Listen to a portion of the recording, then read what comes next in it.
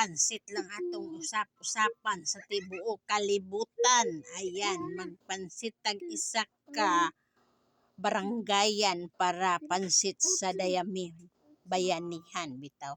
Mo ni pansit basta birthday na yun ay pansit kay long life man na mo ni lang gusto kay ako magpansit sabaw-sabaw tapos imo din siyang lami-lamion kasing sarap ng pag-ibig nimo.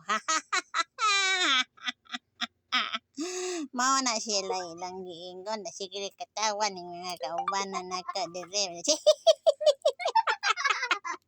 Kay ambot kasi ning mga bataan ang mga muslim nagkatawan ng voice over ko. Mao ni sila.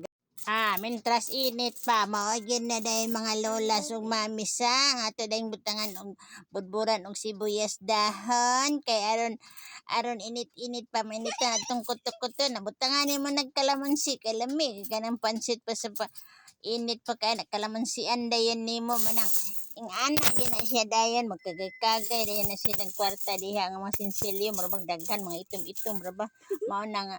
O yan guys, kaon na dayon ta ani guys ha kanang lami yan huyop-huyop po na ninyo karon nangaon mi guys tan-aw ra mo na pagkaon po mo diha na pag-imagine mo nga nakaning pansit nga ninyong gikaon.